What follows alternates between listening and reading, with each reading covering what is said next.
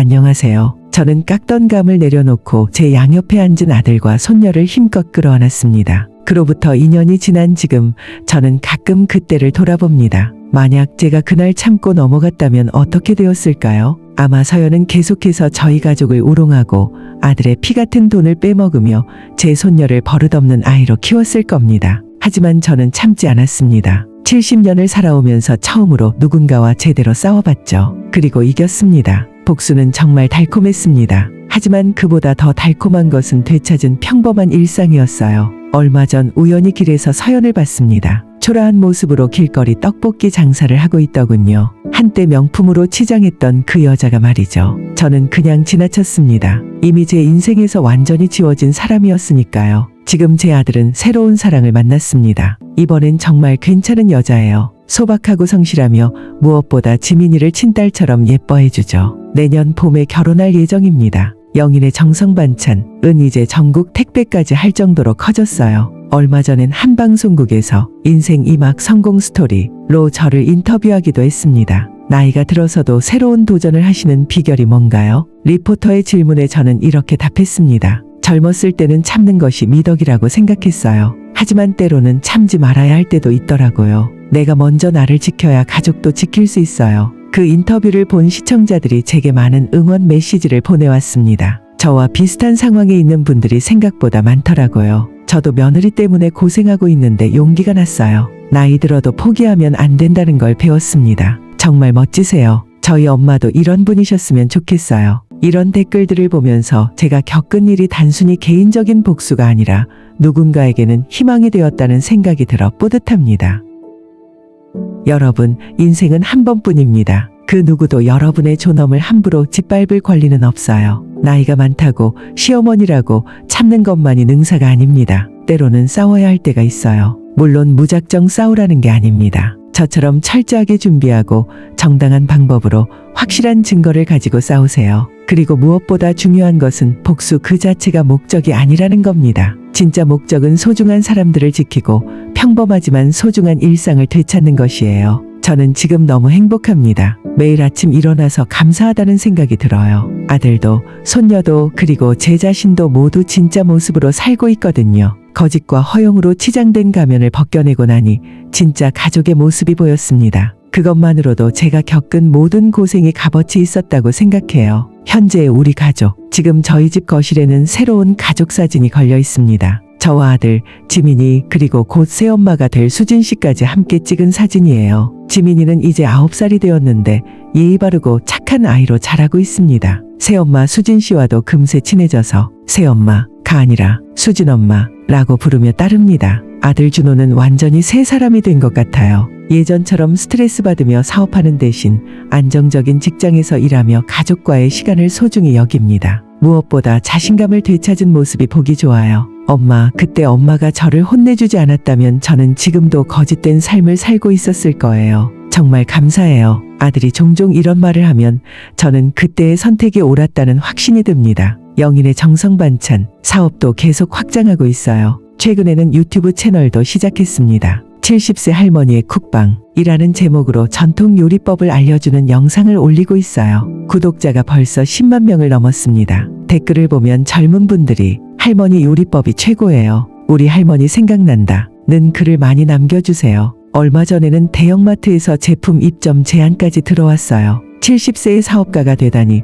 젊었을 때는 상상도 못했던 일입니다. 조언과 격려, 비슷한 상황에 있는 분들께 몇 가지 조언을 드리고 싶어요. 첫째, 감정적으로 대응하지 마세요. 저도 처음에는 화가 많이 났지만 차분히 계획을 세우고 증거를 수집했습니다. 감정으로 싸우면 질 확률이 높아요. 둘째, 혼자 끙끙 앓지 마세요. 저는 변호사, 조사업체 등 전문가들의 도움을 받았습니다. 필요하다면 비용을 들여서라도 전문가의 도움을 받으세요. 셋째, 증거가 가장 중요합니다. 아무리 억울해도 증거가 없으면 소용없어요. 저는 모든 대화를 녹음하고 모든 거래 내역을 수집하고 모든 상황을 기록했습니다. 넷째, 마지막 목표를 잊지 마세요. 복수 자체가 목적이 아니라 평화로운 일상을 되찾는 것이 목적이에요. 그 목표를 잃지 마세요. 3년 전 그날 며느리에게 머리채를 잡혔을 때 저는 세상이 끝난 것 같았습니다. 하지만 지금 돌아보니 그게 새로운 시작이었어요. 진짜 승리는 상대방을 무너뜨리는 게 아니라 자신이 더 강해지는 것입니다. 저는 70세의 새로운 인생을 시작했고 진정한 가족의 사랑을 되찾았으며 스스로 설 수 있는 힘을 기를 수 있었습니다. 지금 이 순간도 어디선가 저와 같은 상황에 있는 분이 계실 거예요. 그분들에게 말씀드리고 싶습니다. 포기하지 마세요. 여러분도 할 수 있습니다. 나이는 숫자에 불과해요. 정의는 반드시 승리합니다. 그리고 무엇보다 여러분 자신을 사랑하고 지키세요. 마지막으로 제가 가장 좋아하는 말을 전해드릴게요. 늦었다고 생각할 때가 정말 늦은 때다. 하지만 시작한다고 생각할 때가 진짜 시작이다. 여러분의 새로운 시작을 응원합니다. 그리고 기억하세요. 여러분은 존중받을 자격이 있는 소중한 사람이라는 것을요. 복수는 차갑게, 성공은 뜨겁게, 김영이라고 합니다. 70년을 살아오면서 이렇게 충격적인 일을 겪을 줄은 꿈에도 몰랐습니다. 오늘 여러분께 들려드릴 이야기는 단순한 가족 갈등이 아닙니다. 이것은 한 여자가 자신의 존엄을 되찾기 위해 벌인 치밀하고도 완벽한 복수의 기록입니다. 제 아들 준호는 35세의 평범한 회사원입니다. 대학 졸업 후 중견기업에 입사해서 성실히 일하며 가정을 꾸렸죠. 3년 전 결혼한 며느리 서연은 겉으로 보기엔 완벽한 여자였습니다. 서울대 출신의 해외 유학까지 다녀온 엘리트라고 했으니까요. 그날도 평범한 일요일이었습니다. 아들 가족이 저희 집에 오기로 한 날이었죠. 저는 새벽부터 장을 보러 나가 아들이 좋아하는 갈비찜을 준비했습니다. 손녀 지민이가 먹을 동그랑땡도 부치고 며느리를 위해 특별히 호박전까지 준비했습니다. 오후 3시가 넘어서야 도착한 아들 가족. 며느리 서연은 여전히 머리끝부터 발끝까지 명품으로 치장한 채 나타났습니다. 제가 어머님 이라 부르기도 민망할 정도로 건조한 인사만 던진 채 곧바로 소파에 몸을 던지더군요. 6살 손녀 지민이는 저에게 인사도 제대로 하지 않고 곧장 TV 앞으로 달려가 만화를 틀어달라고 소리를 지르기 시작했습니다. 아들 준호가 지민아 할머니께 인사해야지 라고 하니까 며느리가 휴대폰에서 눈도 떼지 않고 말했죠. 준호 씨 그냥 태블릿 주세요. 어머님 앞에서 시끄럽게 하면 안 되잖아요. 결국 지민이는 태블릿에 코를 박고 앉더군요. 겨우 6살짜리가 어른에게 인사하는 법도 모르고 기계에만 빠져있는 모습이 안타까웠지만 제가 나서면 집안 분위기만 나빠질 것을 알기에 참았습니다. 정성껏 차린 저녁상을 내놓자 아들이 우와 엄마 정말 대단하시다 며 감탄했습니다. 하지만 며느리는 젓가락질만 하더니 갈비 한 점을 입에 넣고는 곧바로 휴지에 뱉어내며 말했죠. 어머님, 죄송한데 이 고기 어디서 사셨어요? 기름기가 너무 많아서 느끼하네요. 요즘 건강 때문에 이런 음식 잘 안 먹거든요. 순간 얼굴이 화끈거렸습니다. 아들 먹이려고 새벽 시장에 나가 가장 좋은 부위로 골라온 갈비였는데 한마디로 제 노력을 무로 돌려버렸습니다. 그리고 지민이도 이런 기름진 음식 먹이면 소화비만 와요. 어머님도 요리하실 때 설탕이나 기름 좀 줄이시는 게 좋을 것 같아요. 마치 제가 아무것도 모르는 구식 늙은이 취급하는 태도였습니다. 저는 꾹 참고 다음엔 더 신경 써서 만들게 라며 웃어넘겼지만 속으로는 천불이 났습니다. 식사 후 제가 과일을 깎아 내오면서 지민이에게 다가갔습니다. 지민아, 할머니가 맛있는 사과 깎았는데 먹을까? 그런데 그 순간 믿을 수 없는 일이 벌어졌습니다. 지민이가 소리를 지르며 제 정강이를 힘껏 발로 찼습니다. 아, 단단한 운동화에 맞은 정강이가 욱신거리며 저도 모르게 비명이 터져나왔습니다. 평생 손녀에게 한 번도 큰 소리 낸 적 없던 제가 순간 참을 수 없었습니다. 지민아, 어른한테 이게 무슨 짓이니? 할머니한테 발길질하면 안 돼.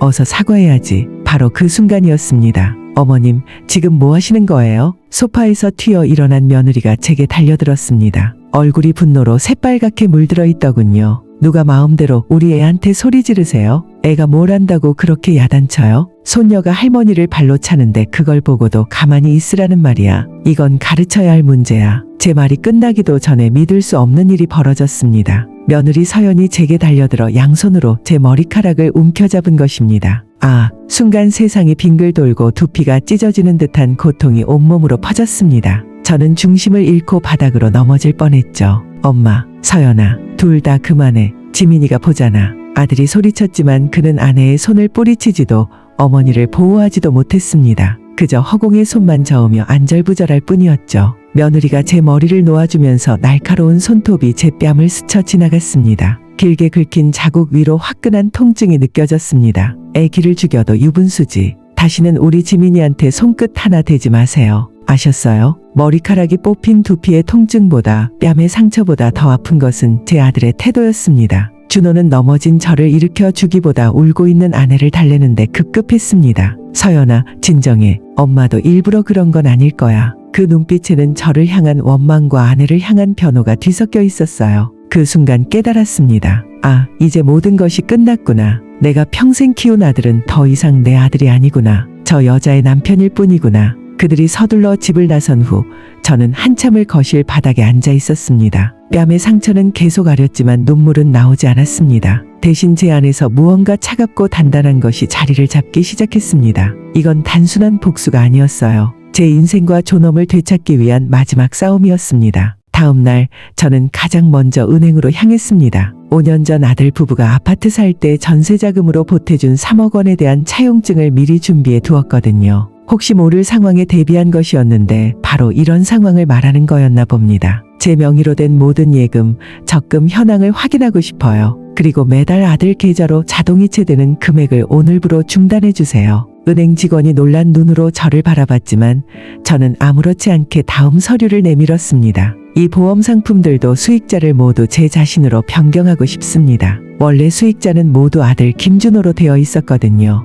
제가 잘못되었을 경우 아들이 편안하기를 바라는 마음이었는데 그 마음은 어젯밤 산산조각 나버렸습니다. 모든 절차를 마치고 은행을 나서자 거짓말처럼 휴대폰이 울렸습니다. 화면에 내 아들이라는 글자가 어느 때보다 낯설게 느껴졌어요. 엄마, 괜찮으세요? 첫 마디는 걱정이었지만 이어진 말은 제 가슴에 더 큰 상처를 냈습니다. 저기, 엄마, 서연이가 어젯밤에 한잠도 못 자고 끙끙 앓았어요. 자기도 너무 놀라서 그랬다고. 엄마가 지민이한테 너무 심하게 소리쳐서 애를 지키려다 보니 자기도 모르게 손이 나간 거라고 하네요. 기가 막혀서 말이 안 나왔습니다. 머리채를 잡힌 사람은 저인데 끙끙 앓는 건 며느리라니요. 그래서 내가 뭘 어떻게 하면 좋겠다는 말이니? 아니, 그게 아니라 서연이가 지금 많이 불안해해서요. 엄마가 먼저 괜찮다고 이해한다고 한마디만 해주시면 안 될까요? 그래야 걔도 마음 풀고 엄마한테 제대로 사과할 수 있을 것 같아서요. 사과를 하기 위해 제게 먼저 이해하라는 황당한 논리였습니다. 준호야, 저는 아들의 이름을 불렀습니다. 내 말 후회하게 될 거다. 그리고 너희 가정은 이제 알아서 꾸려나가거라. 다시는 나에게 경제적인 도움을 기대하지 마라. 엄마, 갑자기 그게 무슨 말씀이세요? 더 이상 할 말 없다. 저는 제 인생에서 가장 단호한 목소리로 말하고는 전화를 끊어버렸습니다. 적을 알고 나를 알아야 백전백승이라 했습니다. 저에게 서연은 이제 가족이 아닌 반드시 이겨야 할 적이었습니다. 첫 번째 정보원은 의외로 가까운 곳에 있었습니다. 아들 부부가 사는 아파트 단지 주민센터에서 열리는 요가 교실이었죠. 그곳에서 만난 박 여사는 입이 가벼우로 유명한 분이었습니다. 어머, 김 여사님 아니세요? 웬일이세요? 저는 인자한 미소를 지으며 떡 한 상자를 내밀었습니다. 우리 며느리가 이 아파트에 사는데 혹시 아시는지 궁금해서요. 서연이라고. 박 여사는 기다렸다는 듯이 목소리를 낮추며 입을 열었습니다. 그럼요, 알죠. 근데 김 여사님 며느리는 우리랑은 좀 다른 세상 사람 같더라고요. 동네 엄마들 모임에는 얼굴도 안 비추고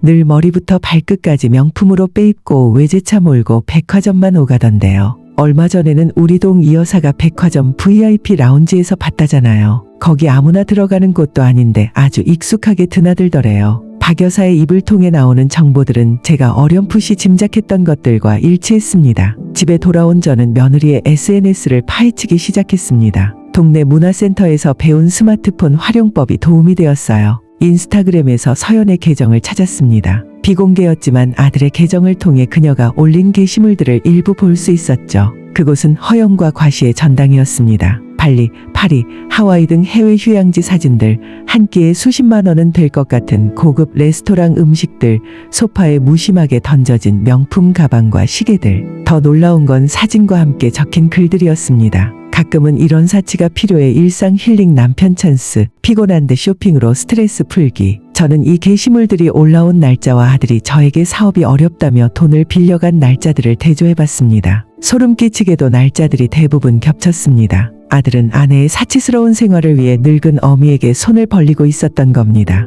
일반인의 정보력으로는 한계가 있었습니다. 저는 남편이 살아있을 때 알았던 조사업체 대표 이 실장에게 연락했습니다. 이 실장님, 저 김영희입니다. 사람을 하나 조사해 주셨으면 합니다. 제 며느리입니다. 알겠습니다. 사모님, 내일 오후 2시에 뵙겠습니다. 다음 날 저는 이 실장에게 그동안 수집한 모든 자료를 보여줬습니다. 박 여사에게서 들은 이야기, 서연의 SNS 캡처 사진들, 그리고 제 의심들까지 진실입니다. 저 여자의 진짜 모습, 진짜 배경, 그리고 돈의 출처와 행방을 알고 싶습니다. 시간과 비용이 만만치 않을 겁니다. 시간도 돈도 상관없습니다. 일주일 후 이 실장에게서 연락이 왔습니다. 조사 결과를 담은 두툼한 서류 봉투를 받아든 저는 떨리는 손으로 내용을 확인했습니다. 첫 번째 충격, 서연은 일주일 중 사흘을 백화점과 고급 에스테틱에서 보냈고 이틀은 평일 대낮에 강남의 한 호텔 라운지에서 어떤 남자와 만났습니다. 보고서에는 그 남자의 사진도 첨부되어 있었어요. 두 번째 충격,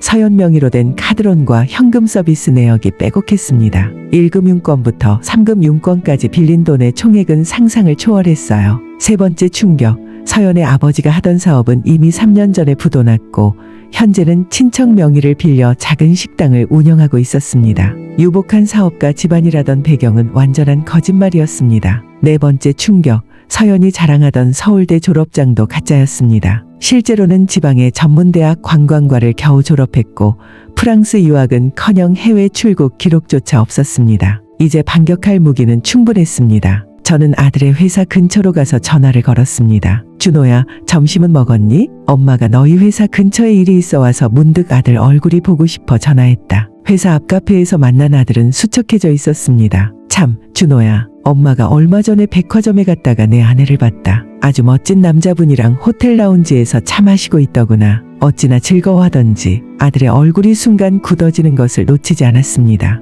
호텔 라운지요? 누구랑요? 서연이가 그럴 리 없는데. 그날은 대학 동기 모임에 간다고 했어요. 아, 그랬니? 내가 사람을 잘못 봤나 보구나. 더 이상 아무 말도 하지 않았습니다. 제 역할은 여기까지였죠. 의심의 씨앗은 이미 뿌려졌습니다. 9장 마지막 확인. 며칠 후 저는 서연의 친정 식당을 직접 찾아갔습니다. 허름한 골목의 작은 식당에서 서연의 어머니를 만났죠. 김치찌개 하나 주세요. 식당 문이 거칠게 열리며 험상궂은 남자 2명이 들어왔습니다. 사장님, 이번 달돈은 준비되셨나요? 더는 못 기다려줘요. 서연의 어머니는 어쩔 줄 모르며 며칠만 더 기다려주세요. 곧 딸에게서 돈이 올 겁니다. 라고 빌었습니다. 그 순간 모든 퍼즐이 맞춰졌습니다. 서연이 그토록 돈에 집착한 이유, 아들의 돈을 빼돌린 이유가 바로 친정의 빚 때문이었던 겁니다. 모든 증거가 준비되었습니다. 저는 아들에게 전화를 걸었습니다. 너희 부부에게 마지막으로 할 이야기가 있다. 내일 저녁 7시까지 집으로 와라. 서연도 반드시 함께 와야 한다. 오지 않으면 내 방식대로 모든 걸 처리할 것이다. 다음 날 저녁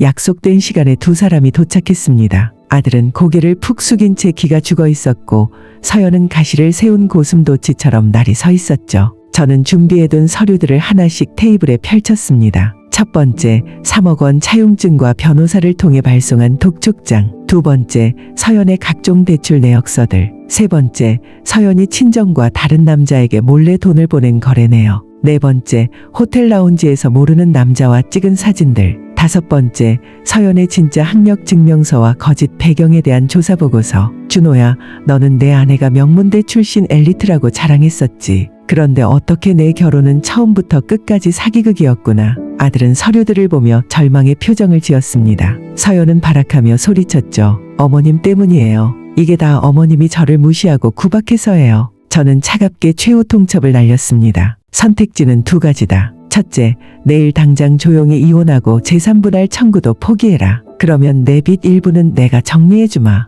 둘째, 끝까지 버티겠다면 이 모든 자료를 내 부모와 언론에 공개할 것이다. 서연은 온몸을 떨며 저를 노려봤지만 더 이상 아무 말도 하지 못했습니다. 결국 서연은 첫 번째를 택했습니다. 모든 법적 절차가 끝나고 이혼이 성립된 후 우리 가족에게는 진정한 평화가 찾아왔습니다. 아들 준호는 처음에는 깊은 상처에 빠져 있었지만 시간이 지나면서 진실을 깨닫고 새로운 삶을 시작했습니다. 손녀 지민이도 처음엔 혼란스러워했지만 할머니와 아빠의 사랑 속에서 점차 밝은 모습을 되찾았죠. 저는 제2의 인생을 시작했습니다. 온라인으로 김치와 반찬 판매업을 시작했고 꽤 성공적으로 자리 잡았습니다. 영인의 정성반찬이라는 브랜드로 말이죠. 어느 가을날 저는 마당에서 감을 따며 곶감을 만들고 있었습니다. 3년 전 모든 비극이 시작되었던 바로 그 계절이었죠.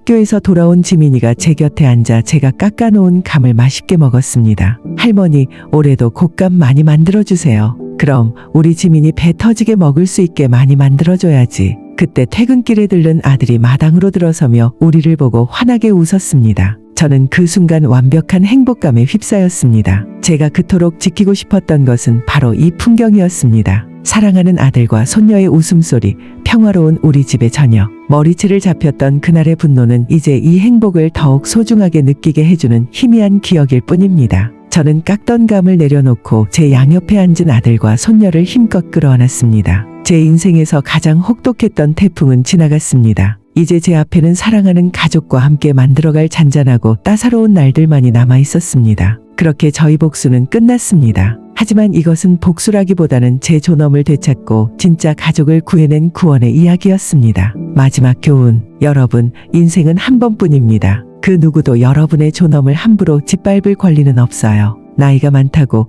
시어머니라고 해서 당하고만 살 이유는 없습니다. 때로는 싸워야 할 때가 있어요. 하지만 감정적으로 싸우지 마세요. 저처럼 철저하게 준비하고 정당한 방법으로 확실한 증거를 가지고 싸우세요. 복수 그 자체가 목적이 아닙니다. 진짜 목적은 소중한 사람들을 지키고 평범하지만 소중한 일상을 되찾는 것이에요. 그리고 무엇보다 중요한 것은 언제든 새로운 시작이 가능하다는 것입니다. 저는 70세에 처음으로 제대로 된 인생을 시작했어요. 지금도 어디선가 저와 같은 상황에 있는 분이 계실 거예요. 그분들에게 말씀드립니다. 포기하지 마세요. 여러분도 할 수 있습니다. 기억하세요. 여러분은 존중받을 자격이 있는 소중한 사람입니다.